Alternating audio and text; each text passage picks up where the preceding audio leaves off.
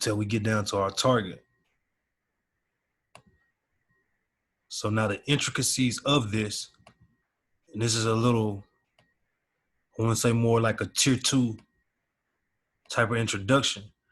But what we're starting to see is we're going to see identification that this uptrend has now turned into a downtrend. So how do we do that?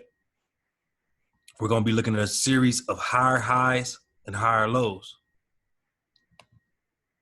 When the market makes a low, it comes back up, retests. It's going to be considered a lower high. Then we get a lower low. Let me mark this off for y'all. So we got a new low. We get a reversal, we'll have a new low. Right here, I'll keep it simple. Just put it there. We have a low.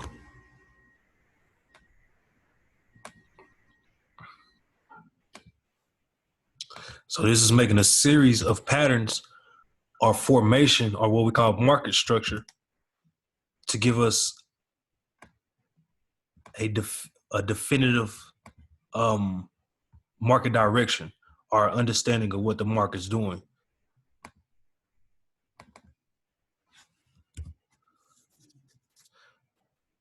You know, as humans, we like to associate everything with patterns. So this allows us to verify or have a pattern that we can quantify as far as figuring out what price is doing. Then we get another lower high. So after you get a low, a lower high, a lower low, a lower high to a lower low, this is considered a trend change. Now we know that the price is going down. Now, how far down? The safest estimate is going to be where you see price stalling. Now we're getting into structure. We're learning how the market sets up its actual patterns. So if I'm going in and say I missed this first move, I want to have confirmation. I'm one of those people that I want it to be perfect. I want, you know, I'm putting a big lot size. So I want to make sure that I get in at the right exact time. What you want to wait on is for it to form a low, a lower high, get you a lower low so it breaks the previous structure. If you notice, we're still starting at our right, and we looking to our left, you'll see the similar structure coming up. So you see we had a high, a lower high, or excuse me, a higher low. We call it a higher low anyway. Came into a high. Now you guys are going to start seeing formations as far as the outer line formation. That's where you get patterns from, like the head and shoulders. So you see the same things happening. The market does kind of the same thing every day. So you have that formation that gave us the highs. We got a high up here off of a zone. If it's the market starts to break, we're going to get a low, a lower high, a lower low, a lower high. Now, once we first get this low, lower high, lower low, it comes back up. If you guys notice, it's going to test the previous zone that was up here above. If I stretch this thing out, bam, you see how the market acts as a wall or a ceiling?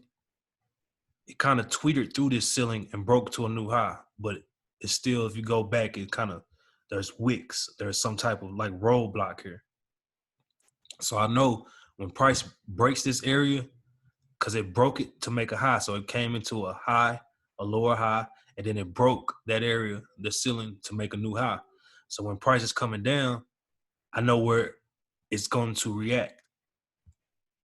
Hence why I'm putting these areas here on the higher time frames, because they're these ceilings and floors that I'm looking at here. So we got to the ceiling.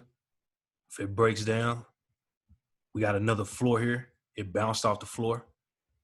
It didn't have as much momentum. They didn't throw the ball down hard enough to bounce and break through the ceiling. It just came down, bounced up a little bit, gave us a little triple the force, Now the ball, when it fell down, it's coming down heavier. It broke the floor. Now the ball is going to hit. You don't have to be this intricate, but if you see, when I put this here, this is basically another floor. And when I drew this up, I didn't look at anything. This is just market structure. So it wasn't like I was looking to the right to make sure this matched up. It's crazy how it just matches up because that's how the market moves. So I got a lower low, bounced up. It hit the top ceiling. This is where I want to enter it. The reason why I want to enter to complete the sell is because I know it has something above it that can potentially block price from just going way up. It's not an exact science. Sometimes it may just shoot through here. That's why we use proper risk management and we use stop losses. But the market typically bounces up and it'll reject off this high. That's my entry. I don't want to chase price. I'm not looking when it's coming down. I'm not looking just because it broke here. I'm not looking just to jump in. I want to let price, just like a bank or institution does, I want to wait for a higher price. They don't want to sell at the cheapest price. They wait for price to gain a little bit more value, and then they sell at a higher price because they're getting more for their money. So that's how we have to think. We let the price come back to us.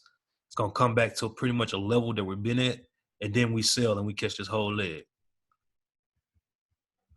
Let me say, I think I had a question. Exactly, Carter. I always enter on a. It's a gray area, but basically that's what we're doing, entering on a retest. Instead of saying retest, I mainly consider it as allowing price to come to me. So I know already I want to sell,